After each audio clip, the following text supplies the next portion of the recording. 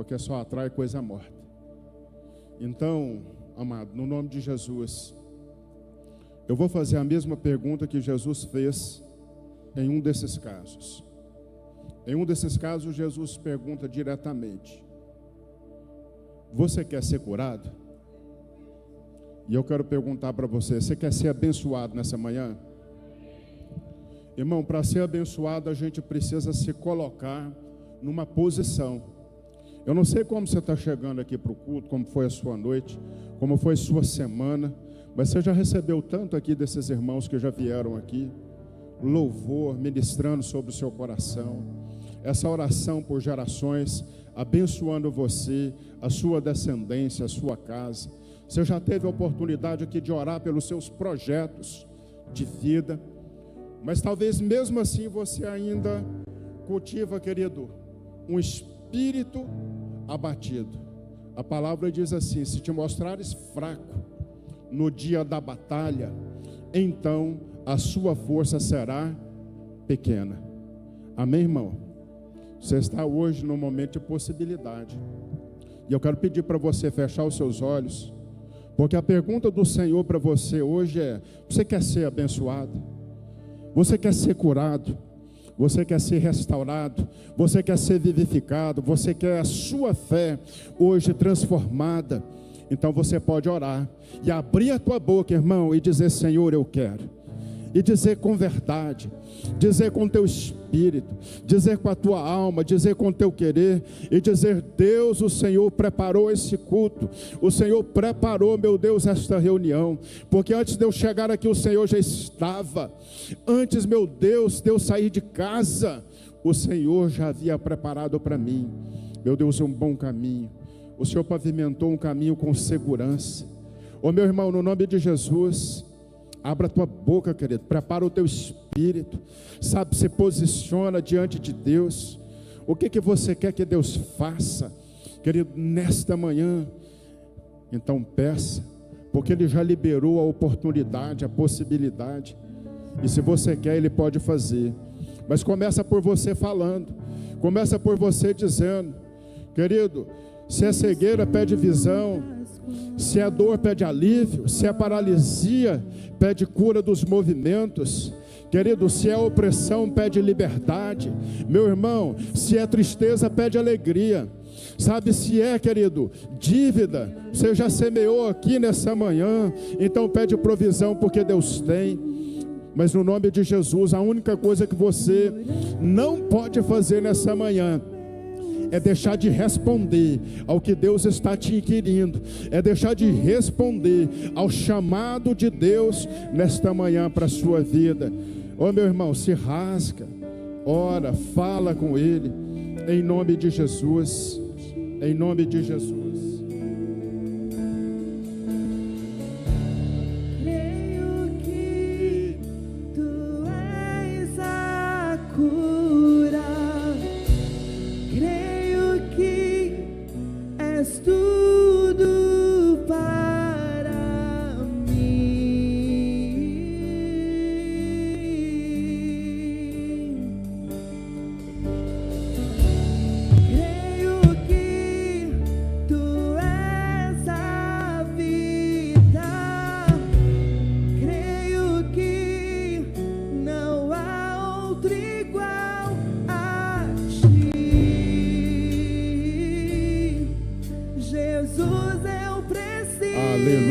Jesus, levanta a sua mão para o alto e só diz isso, fala: Jesus, eu preciso de Ti, Senhor, fala comigo pela Tua palavra nesta manhã, em nome de Jesus, amém. Meu irmão, pode tomar assento no nome de Jesus, tome assento. E eu quero ministrar a você hoje a continuidade desta série tão desafiadora, tão importante, que nós temos falado, que é sobre superação. Amém? Superação. Obrigado aqui aos irmãos do louvor. E nós temos tantas boas notícias, irmãos, e o nosso tempo aqui é tão curto, tão pequeno. Não dá para contar tudo para os irmãos, né? Mas segunda-feira está previsto para nós aqui a base aqui para colocar o nosso painel. Amém. Glória a Deus. Irmãos, esse trem deu muito trabalho, mas eu fiquei numa alegria tão grande de acompanhar o pessoal que estava trabalhando aqui. Eu chamei um serralheiro.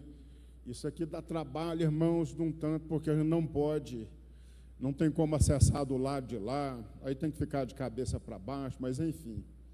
Aí o rapaz que estava instalando aqui, ele congrega na Assembleia de Deus, e eu gostei de ver, irmãos, como ele fala com orgulho da igreja dele. Porque ele perguntou quanto a esse painel aqui, eu falei para ele disse, puxa vida, meu pastor é um homem muito corajoso. E eu disse, irmão, por quê? Ele disse, porque o painel lá da minha igreja, pastor, deve ser 3 vezes o tamanho desse. Eu falei, irmão, que maravilha, que bênção. Seu pastor também é um homem de fé e também de visão. E tudo que ele ia falando aqui, que ele ia montando, ele, nossa, pastor, isso vai ficar bom demais, porque lá na minha igreja é muito bom. Quase que eu falei para ele, irmão, estou quase indo lá na sua igreja. Vou dar o endereço. Irmão, é bom demais. Uma pessoa empolgada, uma pessoa animada. É muito bom uma pessoa que ela consegue celebrar a vitória dos outros, amém? É muito bom quando a gente consegue trilhar um caminho onde nós celebramos as pequenas e grandes vitórias. Obrigado, meu queridão. Dos outros. E essa série, ela tem nos desafiado. Ela tem nos desafiado não só a dar passos de fé, mas essa série também tem nos desafiado, irmãos, a resgatar também pessoas que talvez pararam pelo caminho. E superação é passar por um limite.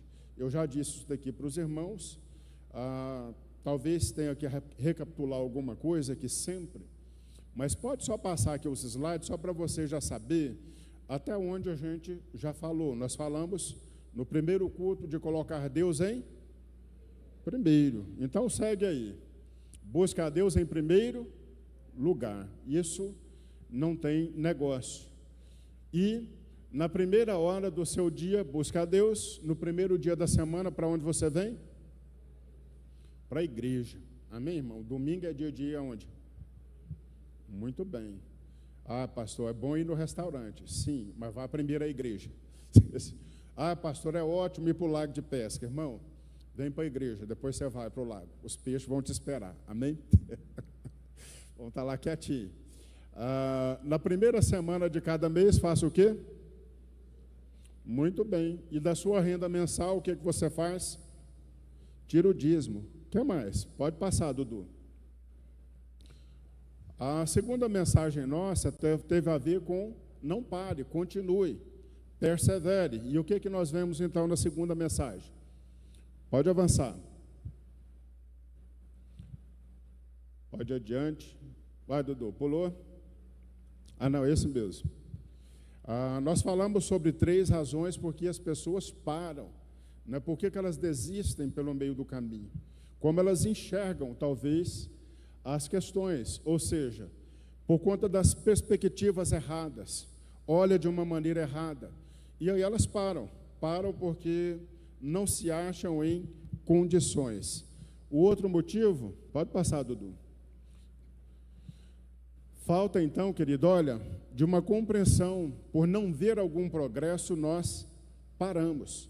Sabe, a gente começa a orar, começa a buscar de Deus, e quando a gente está buscando, nós não vemos algum sinal, algum tijolinho. Nós falamos ali de Josué, ali no cerco a Jericó, e nós temos uma necessidade, então, de ver progresso em todas as coisas, ou para cima ou para baixo.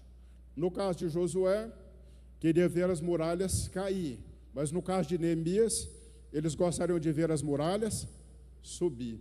Eles estavam ali reconstruindo muros. Então, irmão, não importa, está vendo? É uma questão de perspectiva. Mas alguns param, ou porque não vê o progresso, tanto para um lado, tanto para o outro.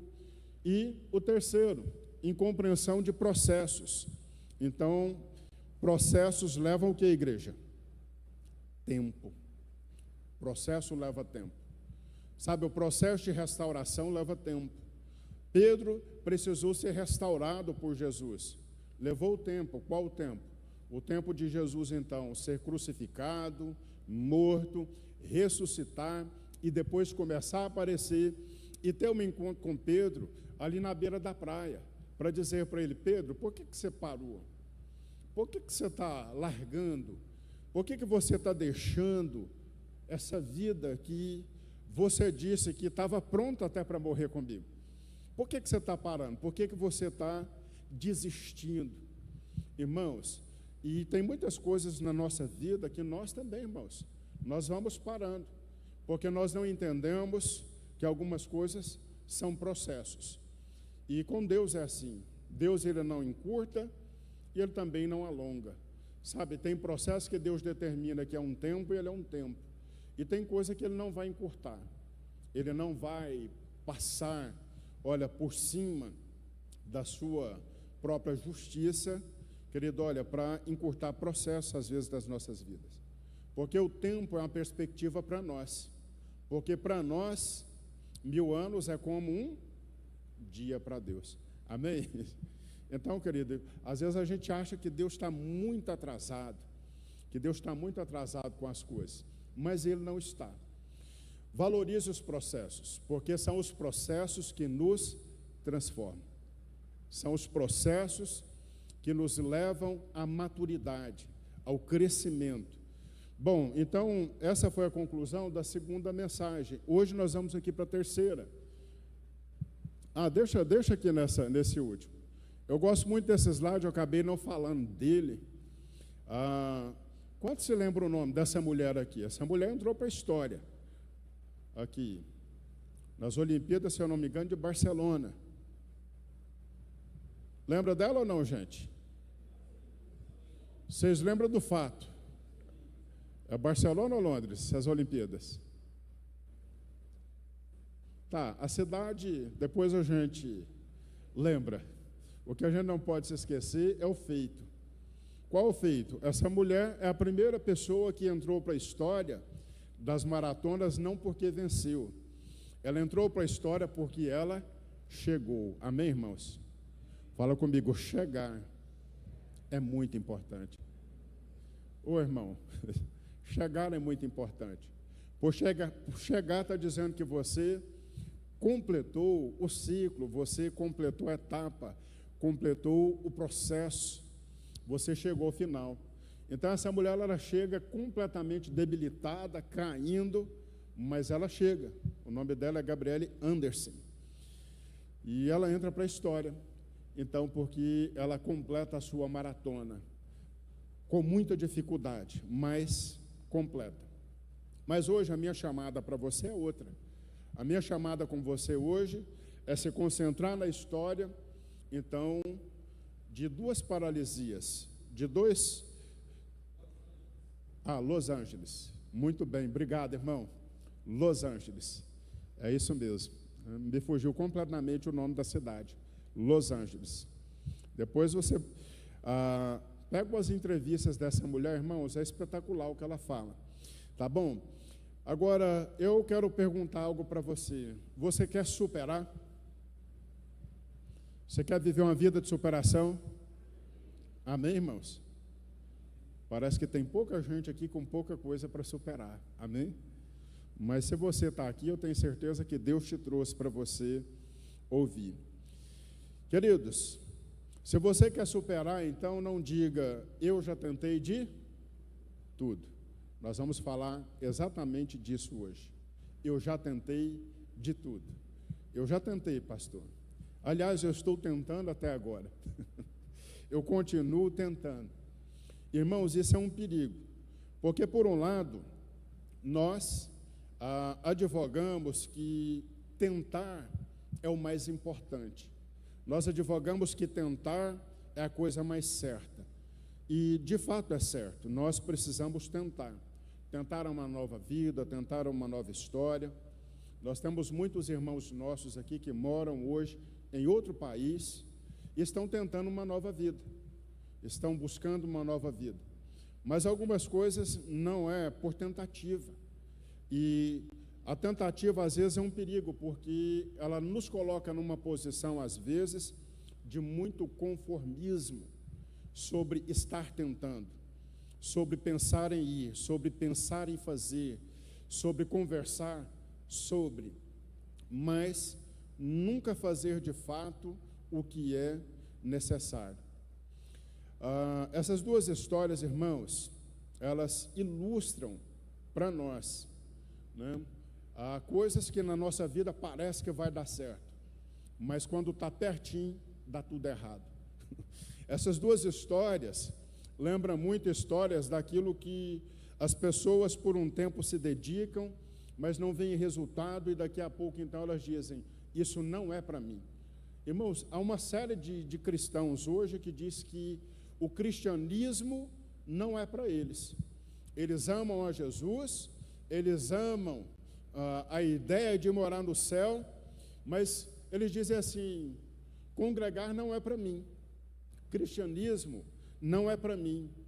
Sabe, porque eu já tentei ser cristão, eu já tentei ser de Jesus, eu já tentei ser da igreja, eu já tentei ser crente, mas não funcionou. Irmãos, eu quero mostrar a diferença hoje para você sobre não viver apenas na tentativa. E nós vamos visitar aqui esses dois textos. O primeiro deles é Marcos capítulo 2. Eu acho que ele está até no slide. Se tiver, pode projetar para os irmãos. Lê para mim, por favor. Ih, ali está atrapalhando hoje, hein? Muito bem. Você está com a Bíblia na mão? Amém? Olha que importante, irmão, você trazer a sua Bíblia. Glória a Deus. Marcos capítulo 2. A partir do verso 1. Quem encontrou diz amém. Então, no 3, vamos ler. 3.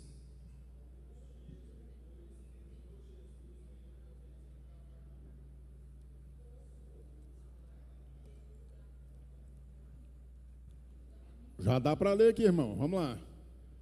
O povo ouviu falar que ele estava em... O povo ouviu falar que Jesus estava onde? Irmão, as pessoas têm ouvido falar que Jesus está na sua casa? Quanto já entrou aqui? Entra na minha casa. Entra na minha casa. Entra na minha vida. Amém, irmão? Você já cantou esse ou não? Olha só. O povo ficou sabendo que Jesus estava em casa, em uma casa. E aí o que acontece quando o povo fica sabendo?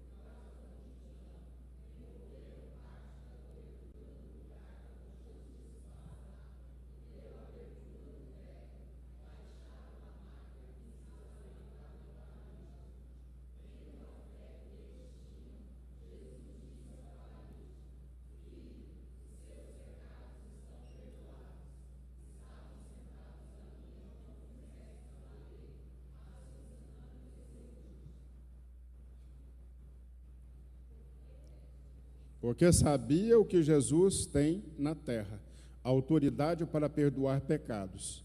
Disse ao paralítico, eu te digo, pegue a sua maca e vá para casa. Ele se levantou, pegou a sua maca e saiu à vista de todos atônitos, glorificava a Deus. Nunca vimos coisa igual. Amém, irmãos? Nunca vimos coisa igual. Queridos, esse texto eu vou trabalhar aqui com os irmãos 4 atitudes para nós não cairmos na armadilha do eu já tentei de tudo.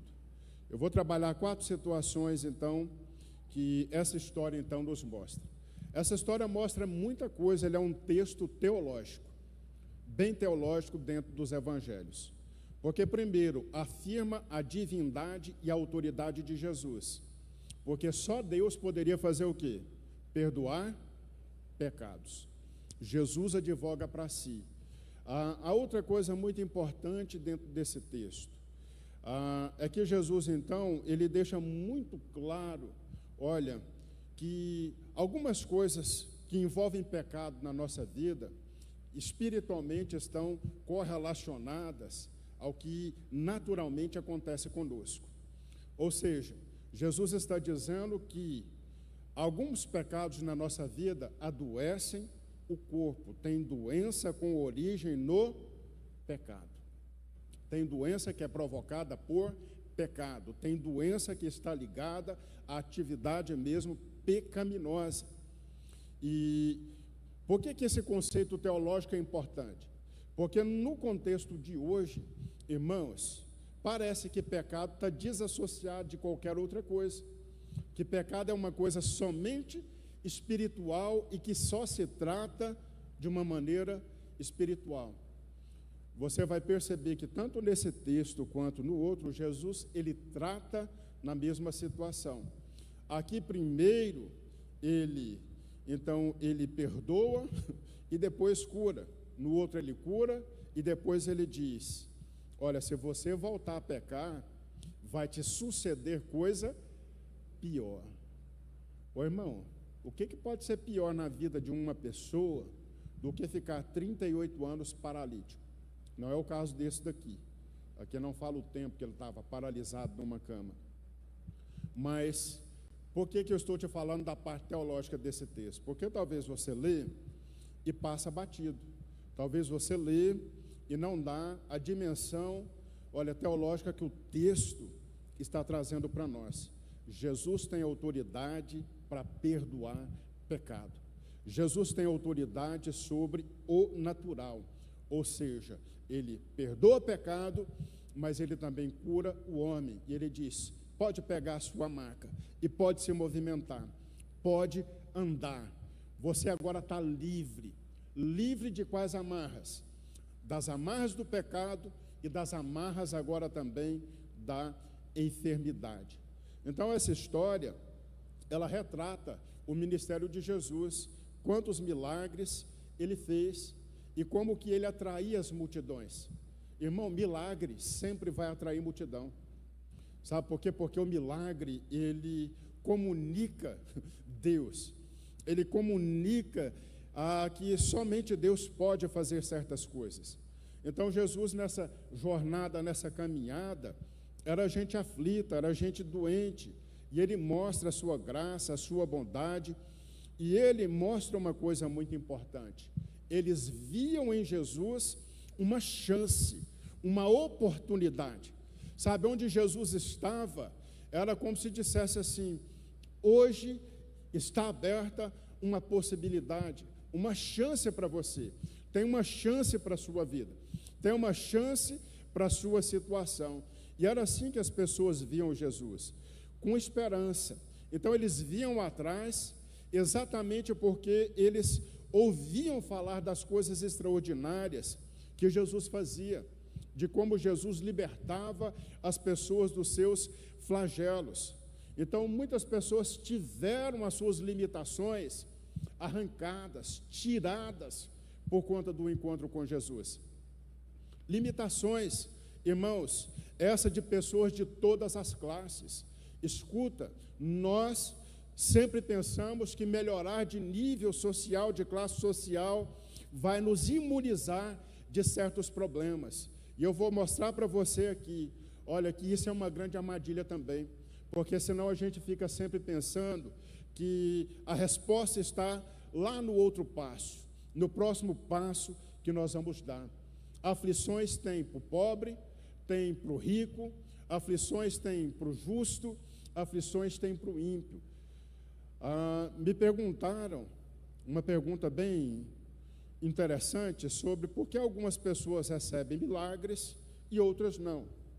A outra pergunta é, se Deus é bom, por que Ele permite, então, que crianças sejam aí violentadas e etc. Eu disse, bom, é uma boa perspectiva isso, mas pare e preste atenção. Quando a chuva cai do céu, depois de um período de intenso calor, eu pergunto para você, ela cai só para o crente? Ela cai para? O sol que brilha, brilha só para o crente? Então, alguns milagres, irmãos, são para todos, são ou não são? Agora, outros milagres são só para quem busca. Então, por que uns têm e outros não? Porque uns buscam, outros não. Uns pedem, outros apenas desejam. Uns querem de verdade, outros não. Agora, sabe, por que as crianças, então, são violentadas? Exatamente pela falta de Deus. Exatamente pela falta de Jesus dentro do coração, mostrando que todos nós temos uma semente de pecado dentro de nós. É ou não é, irmãos? Todos nós, irmãos, temos, olha, algo em nós, na nossa carne, uma predisposição, uma inclinação para ser mal e para fazer o que é mal. Então, essas mazelas acompanham todas as camadas sociais. Então, por que Jesus atraía tanta gente? Porque Jesus, ele falava com todas as camadas. Porque quando ele curava alguém, ele estava curando alguém dentro de uma família. Ele estava tratando com dores e mazelas dentro de uma família. Então, querido, o ministério de Jesus sempre foi marcado por isso. Jesus, ele levou as pessoas a ter a sua fome satisfeita, ele pagou dívidas, ressuscitou mortos, curou irmãos leprosos, ou seja, ele fez de tudo, e isso mostra uma coisa para nós. Fala comigo, não tem nada impossível para Jesus. Fala comigo, tudo para Jesus tem jeito. Ô irmão, tudo tem jeito para Jesus. Não tem para mim, não tem para você, não tem para o médico, não tem, olha, para o cientista, mas para Jesus tem. Para Jesus tem. Então, nada é impossível, nada, sabe? E se você está passando por uma dificuldade hoje, irmão, e que precisa superar em alguma área da sua vida, aplique esse princípio. Esse texto está mostrando para mim e para você que Jesus, ele é homem, ele é Deus, numa só pessoa, e que ele pode todas as coisas. Ele pode curar e ele pode perdoar. Ou seja, ele pode colocar a sua vida em pleno funcionamento, em qualquer lugar. Mas algumas atitudes nós precisamos evitar, porque senão nós vamos cair na armadilha do eu já tentei de tudo. Nós vamos cair na armadilha de que eu já fiz tudo o que era possível. Irmãos, isso é uma verdade. Nós temos as nossas limitações em muitas coisas. Mas dizer que nós já tentamos de tudo, não. Porque se a gente tivesse tentado de tudo, algumas coisas, de fato, já teriam uma solução. E aqui a primeira atitude que nós devemos tomar, mesmo, querido, quando nós já estamos enfrentando algo, lutando com uma dívida, lutando com uma enfermidade, lutando com um problema, com um tratamento, olha, lutando com uma situação, mesmo que isso, olha, já esteja na sua vida por um tempo, esteja atento e aberto à oportunidade que Deus está abrindo. Aproveitar as oportunidades que Deus nos dá. Sabe, então, a primeira coisa que eu quero dizer para você, primeira atitude, saiba aproveitar as oportunidades, não as desperdice. Pastor, como que esse homem aproveitou a oportunidade? Primeiro, nós às vezes ficamos com o coração muito endurecido, ficamos com o coração, irmão, muito cheio de casca, muito duro. Nós lemos no texto que aquela casa se encheu porque Jesus estava lá. E as pessoas começaram a ir para lá. Deus estava se movendo ali. Deus estava trabalhando, Deus estava ministrando naquela casa. Havia algo de Deus acontecendo naquele lugar. E às vezes nós não nos atentamos aos sinais, ao que Deus está fazendo, irmão. Vocês perceberam que as pessoas estão indo para a igreja nesse tempo? Mas talvez você está olhando os que estão saindo. Querido, as igrejas continuam crescendo e crescendo às dezenas. Qual é o fenômeno que mudou? O tipo de abrir igreja. Não é toda semana que abre uma family church, uma casa, uma videira, mas todos os dias, em um bairro, em algum lugar, abre-se uma porta com 20, com 30 cadeiras. Você entende, irmão, que Deus está fazendo isso? E isso quebra completamente também a nossa ideia e o nosso paradigma de que Deus, Ele age em um lugar muito específico. Aqui está falando de Deus agindo numa casa. Ou seja, está falando de um mover. As pessoas então estavam ouvindo, sabendo, e elas começaram a ir até aquele lugar. Elas se sentiam então atraídas. Sabe, irmão, às vezes o nosso coração está tão duro que Deus está movendo e a gente está dizendo assim: eu não vou porque eu já tentei, eu já fiz campanha, eu já fui para o culto domingo, eu já fui na igreja a semana inteira. Sabe, mas alguém está dizendo: olha, Deus está se movendo, Deus está fazendo coisas grandiosas. Eu estou falando para você que, por exemplo, que na quinta-feira nós estamos orando aqui, um período pequeno, simples, mas que Deus está movendo nesse lugar. Deus está fazendo coisas. Olha, aqui está acelerando para as pessoas, sabe, está levando elas a aproveitar uma oportunidade, ou seja, uma oportunidade. E quantas outras, irmãos, que nós temos e que às vezes nós abrimos mão, porque a gente fala: deixa isso para depois, não, eu agora não estou tão animado, eu já fiz tanto isso, pastor vem aqui, lança a leitura da Bíblia, poxa, mas eu já li a Bíblia o ano passado. Ô irmão, deixa eu falar algo com você. Jesus estava ali naquela cidade, Jesus estava ali naquele momento, ali se tornou meio que uma base missionária de Jesus, o seu centro de operações. Ele fez muitas coisas ali, mas veja, nesse dia específico, havia um homem precisando de cura, e ali estava a oportunidade dele, ali estava, querido, o seu momento, a sua chance. E às vezes nós deixamos passar oportunidades, às vezes nós não superamos, sabe, as coisas porque nós perdemos o tempo de oportunidade. Quantas oportunidades Deus já tem te dado? Quantas oportunidades Deus tem trazido sobre você, aberto portas, e de repente você não toma, sabe, uma posição. Tem muita coisa que Deus está nos mostrando, irmãos, nos mostrando.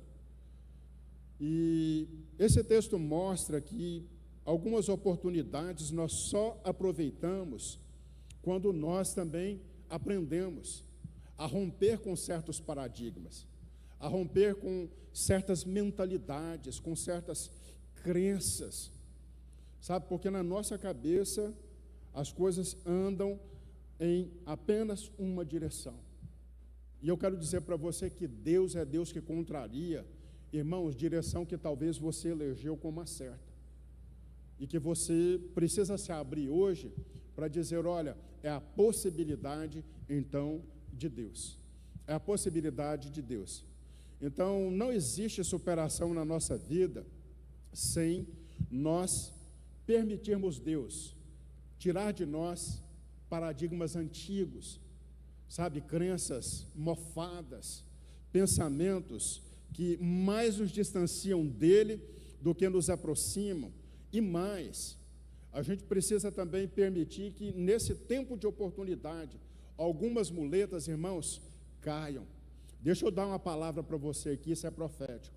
Esse ano Deus vai fazer coisas na sua vida, mas que Ele vai remover de você coisas, olha, que são muletas.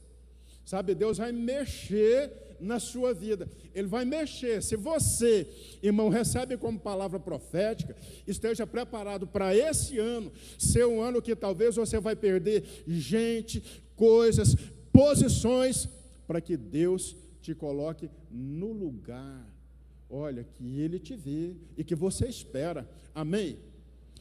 Porque às vezes existe um contrassenso. Eu quero deixar a limitação, eu quero sair da paralisia, mas a Bíblia mostra que esse homem saiu da paralisia porque ele tinha 4 amigos. É outro tópico, eu só estou antecipando. 4 homens que o levou para a presença de Jesus ali.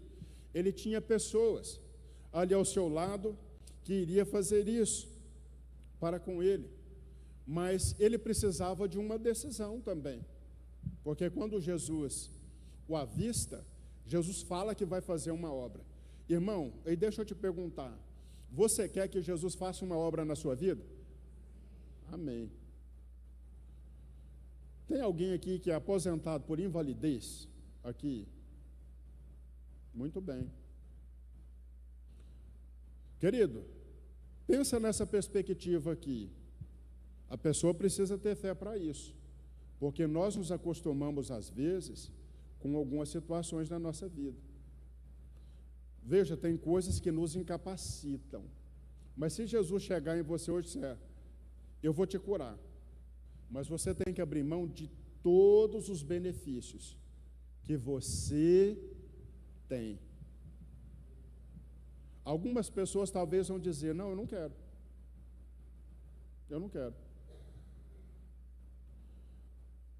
No passado, a gente via muitas mulheres viúvas, olha, que recebiam aposentadorias gordas de oficial do exército, de juiz, mas a regra é, se você casar de novo, você perde. Aí a pessoa vai lá e ora e diz, Senhor, me abençoa, me dá um companheiro que me ama, me dá um companheiro, Senhor, que, olha, é tudo para mim. E de repente essa pessoa chega, e Jesus disse assim, olha, está aí na porta, mas e agora? E agora? O que você está pedindo é legítimo? Você quer ou você não quer? Irmão, muita gente não quer. Muita gente não quer. Entende? Aquele moço, talvez, eu não sei por quanto tempo os amigos o carregavam na maca. Irmãos, a gente acostuma a ser carregado também. A gente se acostuma a ser levado pela oração do outro, pela fé do outro, pela atmosfera do outro. Ô amado, é diferente do que a Bíblia diz, que é melhor serem 2 do que 1, porque se um caiu, o outro faz o quê? Ajuda a levantar. O outro levanta o caído. Eu estou falando de algo diferente. Tem gente que se acomodou. Tem gente que se acomodou na posição que está. Tem gente que se acomodou na fé que tem. Tem gente que se acomodou na vida espiritual que vive. Sabe, tem marido que está ancorado na vida espiritual da mulher, irmão. Se a mulher parar de orar dentro da casa, sabe o que vai acontecer? Vai abrir falência. Tem marido que, coitado, se a mulher baixar as mãos, porque ela se tornou o Moisés da casa. Louva a Deus, irmão, por isso. Mas deixa eu perguntar para você, até que dia você vai viver assim? E hoje está sendo aberta uma oportunidade, e você tem uma escolha para fazer, porque Jesus pode tudo, pode ou não pode? Pode mudar essa situação, pode ou não pode? Mas a pergunta é, você quer ou quer continuar sendo carregado? Irmão, tem coisa que não é falta de oportunidade, é falta de uma decisão. E quando eu estou falando disso, irmão, ouça o que eu estou dizendo para você. Eu não estou falando sobre que o marido tem que ser o ungidão da casa, orar, não. Eu estou falando de posição para si mesmo, de posição para você mesmo. Sabe, e tem mulher também que se o marido, coitado, abrir mão da fé, a gente não sabe onde que ela vai parar, não. Porque a cabeça dela está para o contrário. Se o marido abrir mão da vida com Deus, a coisa degringola. Irmão, isso é muito perigoso, a gente viver ancorado na fé do outro, viver ancorado na fé de alguém. E mais, você pode aplicar isso em tudo na sua vida. Tem gente que financeiramente está assim, ancorado nos outros. Os outros se tornou para ele um porto seguro. A gente vê aí, irmãos, quase metade da nossa população hoje vive de quê? Bolsa Família. Se o governo cortar, o que esse povo vai fazer?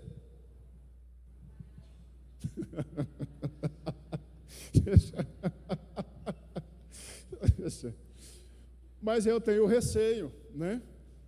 Que alguns tirar isso. Ô irmãos, como que vai ser a vida dessa pessoa? Querido, ouça o que eu estou te falando aqui. Superação tem a ver com posicionamento, que eu estou te chamando desde o começo do culto, desde o começo dessa série. Deus está abrindo uma porta de oportunidade para você, no dia de hoje, para transformar, querido, muitas áreas da sua vida, mas tenha isso muito forte no seu coração. Se você quer superar, conta com Jesus nisso, mas esteja pronto para responder.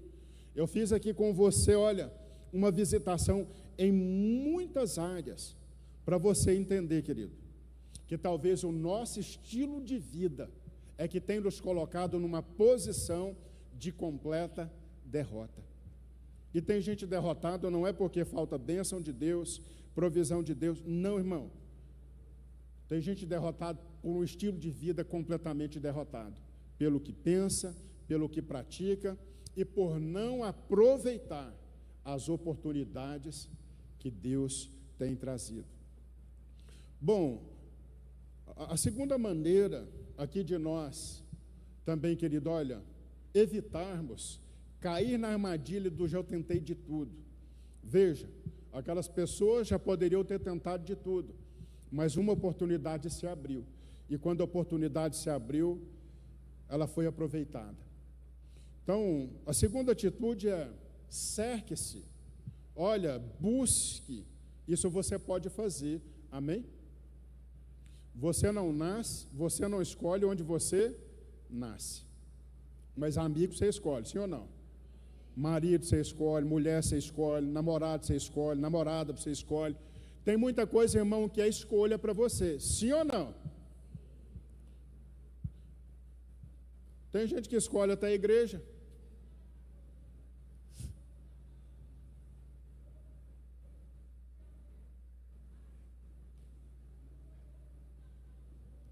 Ô, minha irmã, deixa esse para depois, minha irmã.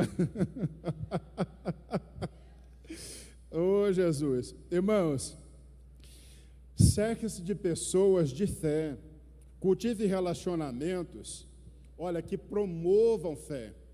Veja, esse homem, ele só teve a chance real, querido, de ter a sua vida transformada, porque ele se cercou de pessoas que tinha fé, e talvez mais fé do que ele, mais fé. Irmão, é muito importante você estar com pessoas que têm mais fé do que você. Amém? Porque num certo momento, talvez você vai ser a pessoa que tem mais fé do que as outras. É por isso que você tem que se cercar. Então, amado, avalie o seu círculo de amizades e busca estar próximo de pessoas que espiritualmente te incentivam a crescer e também pessoalmente.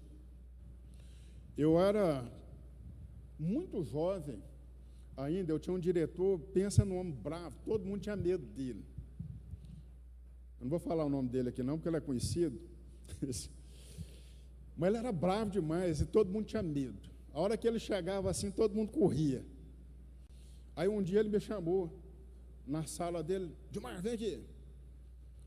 E ele não tinha jeito, por favor, esse trem não. O negócio dele era diretão. Vem aqui. Ele: eu quero que você vá ali no centro, busca tal coisa, etc, etc, e pega a chave do carro ali. Eu falei: doutor, eu vou, só tem um problema. Eu não sei dirigir e não tenho carteira. Ele: que absurdo é esse, Dilmar? Você não tem carteira? Eu falei: Pior que não tem não, doutor. Ele disse, então nós vamos resolver isso. Semana que vem você entra na autoescola. E pronto, está resolvido.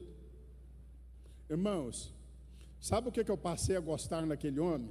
Apesar do jeito brutão dele, é que quando você chegava com uma impossibilidade, ele via assim, vai resolver essa impossibilidade na sua vida. Vai fazer alguma coisa por ela. Vai fazer alguma coisa.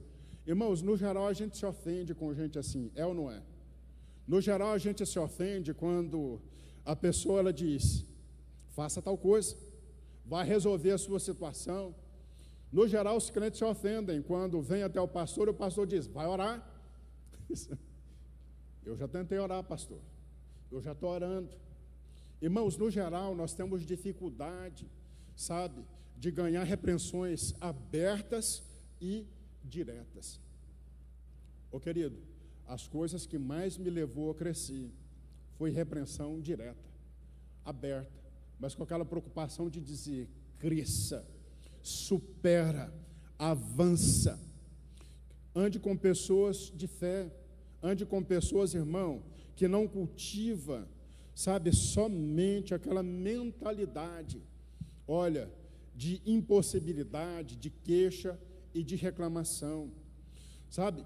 Participa de grupos, irmãos, que te promove e não que te demove. Participe de coisas que te desafia a crescer. Sabe o que me incentivou a correr uma maratona? Uma enfermeira.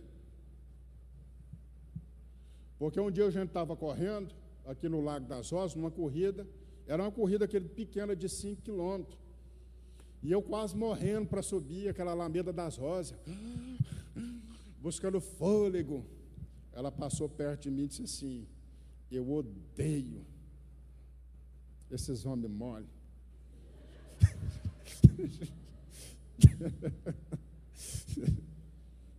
Eu disse, ah é? Pois então.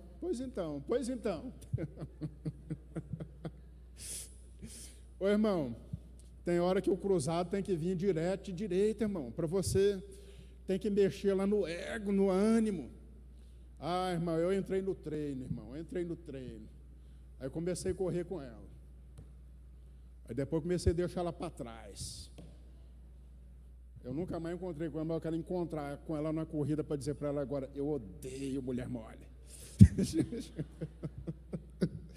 Ô irmão, não é vingança não, viu?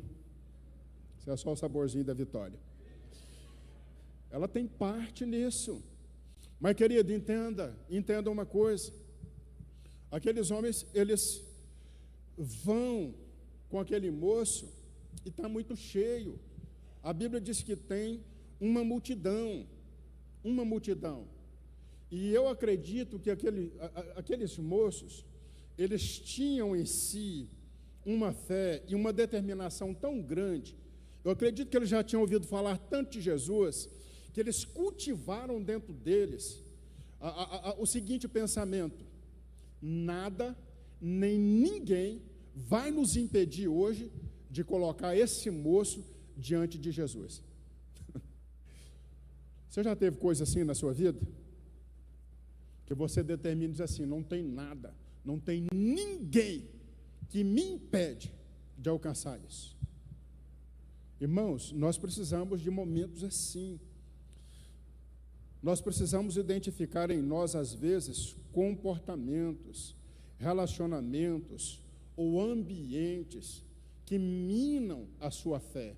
Aquele ambiente era um ambiente de fé. Aquele ambiente era um ambiente carregado da presença de Jesus, da presença dele. É assim esse ambiente aqui na igreja, irmão?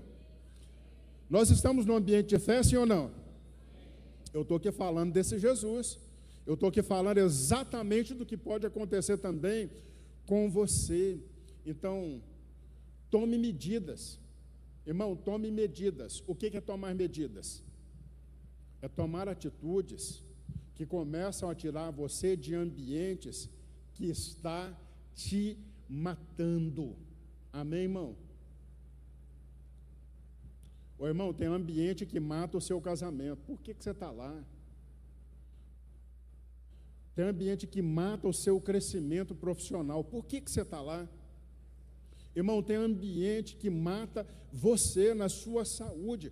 Por que você permanece? Ô irmão, tem ambiente que está destruindo a sua fé. Sabe, a coisa mais preciosa que você tem. Mas por que você ainda está aí? Por que você fica? É impressionante, irmãos. Sai desse ambiente, sai desses comportamentos. Sabe, tem comportamentos que você os adquire. Olha, no ambiente que você está.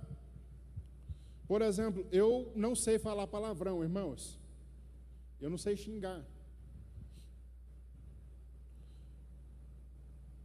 Aí eu estava assistindo, não sei o que é como que é o nome do trem que você estava assistindo lá, Arthur? Lá do Pablo Escobar. Isso, um trem lá que chama Narcos. 1 capítulo, 2 capítulos, você já está quase xingando, irmão. Em espanhol ainda, que é pior. Mas peraí, irmão. Consome muito disso para você ver. Se daqui a pouco você não aprende. Eu não aprendi, apesar do meio que eu vivi. Mas aprende. Mas se isso você aprende, você também aprende a falar da fé. Você também aprende, irmão, a crescer, avançar. Irmão, olha, o meu tempo voou. Eu paro ou continuo? Vocês que mandam aí. Tá fraco, irmão.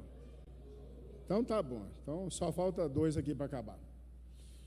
Irmãos, muito bem, quando você se posiciona aqui, mesmo andando com pessoas de fé, mesmo se cercando de pessoas de fé, entenda uma coisa, sempre vai ter dificuldade.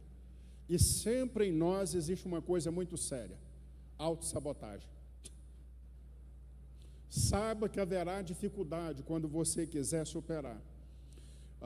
Lá no Evangelho de João, no capítulo 5, eu te falei de 2 paralíticos, aqui está outro.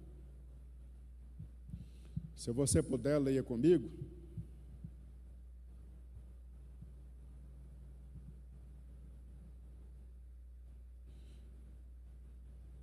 Encontrou? Evangelho de João, capítulo 5, verso do 1 ao 18. Não é esse, pode, é o texto mesmo, Dudu, da Bíblia. Pode avançar o slide. Eu já estou lá no 3º. Pode ir, pode avançar. Não, avançou muito. Não está no meu slide? Poxa vida, hein? Sabotaram aí o slide, irmão. Volta aí, Dudu, um pouquinho, só para eu ver. Isso. Tem mais um aí. Mas o arquivo é o mesmo. Isso é um grande mistério. Sai! Em nome de Jesus. Irmão, tá bom. Projeta o texto aí para mim, por favor.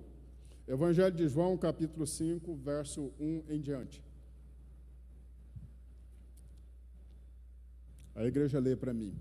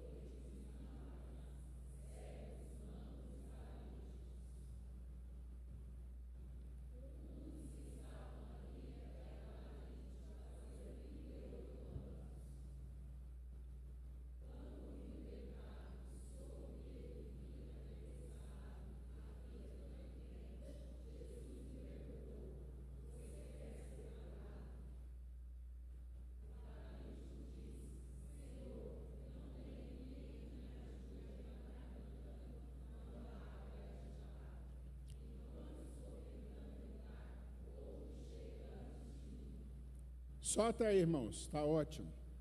Enquanto eu estou tentando fazer o quê? Irmão, quantos anos aquele homem estava tentando? Qual era a dificuldade dele? A dificuldade dele é uma dificuldade que todos nós temos. Para ele conseguir o que ele queria na cabeça dele, até porque não tem nenhum relato na Bíblia de alguém que foi curado lá naquele tanque de Betesda. Alguns historiadores têm nessa história, talvez como uma crendice, muito mais como um mito do que uma verdade, de que o primeiro que entrava ali, então o anjo balançava as águas e etc. É muito mais talvez para algo que se era contado e se alimentava, até porque, né, o tanto de pessoas que estavam ali naquela porta, ali naquele momento. Mas uma coisa é semelhante ao texto inicial que nós lemos lá de Marcos. Havia dificuldade. E os dois textos mostram uma coisa também. Esse homem, se ele quisesse ser curado, ele tinha que ser o primeiro. Amém, irmãos? E aquele moço lá que desceu pelo telhado, ele seria também o primeiro homem a ser curado. Olha, por quem desceu pelo telhado. Primeiro, o primeiro relato, o primeiro registro. Veja, irmãos, ser o primeiro é algo às vezes muito complicado. Porque ser primeiro na nossa cabeça sempre diz assim, é muito difícil, tem muita dificuldade. Mas que tal você ser o primeiro a crer? Que tal você ser o primeiro a responder? Que tal você ser o primeiro? Então, quando nós estamos falando de primeiro, não é só de linha de chegada, mas que tal você ser o primeiro a ter revelação, assim como Pedro teve? Sabe, quando Jesus inquire quem é ele, e ele diz, tu és o Cristo, o Filho de Deus. Aí Jesus disse assim, bem está, Pedro, porque não foi nem a carne e nem o sangue que te revelou. Ele foi o primeiro a ter essa revelação. Ô, irmão, tem coisas que eu e você precisa ser o primeiro a se colocar também nesse lugar. Escuta, eu não estou falando para você de competição, eu estou falando para você de atitude. Olha, deseje ser o primeiro também na sua casa, deseje ser o primeiro a prosperar, deseje ser o primeiro a receber um anjo de Deus na sua casa, deseje ser o primeiro, irmão, a ter revelação de coisas que os outros não tiveram. Isso não está errado, mas a dificuldade daquele homem é que ele nunca poderia ser o primeiro, ele jamais poderia ser. Sabe por quê? Porque ele rastejava.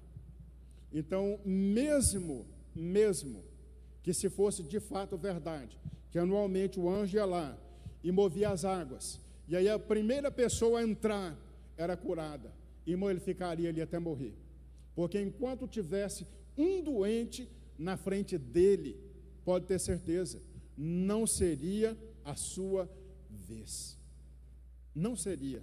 Então saiba que vai haver, irmão, dificuldade, e eu quero que você confronta algo aqui muito importante, que eu já até falei um pouco no início.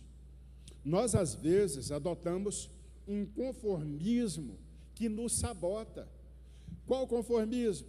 O conformismo de dizer assim, não dá, não tem jeito, não tem como. E quando a oportunidade chega, eu estou tão focado, olha, no não dá, no não tem jeito, não tem como, que eu respondo mal até uma pergunta simples e direta. Você quer ser curado? É sim ou não? Não precisa de aula, não precisa de texto, é só responder.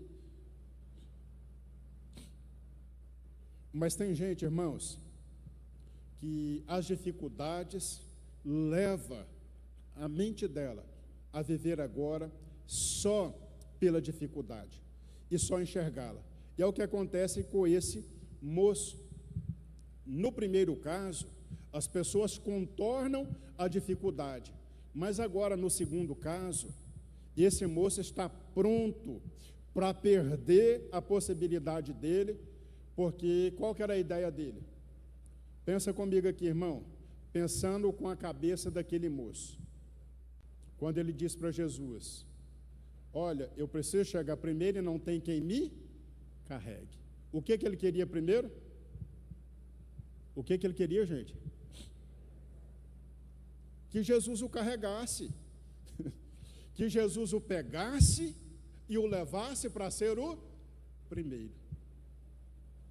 A ideia dele, simplificada, era: eu preciso de alguém que me carregue.